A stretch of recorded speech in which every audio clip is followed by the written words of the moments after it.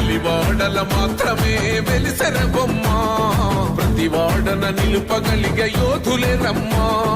ఒక వాడకి పరిమితమా అంబేద్కరుడు, ప్రతి వాడికి హక్కులను పంచినవాడు. తను రాసింటూ రాజ్యాంగ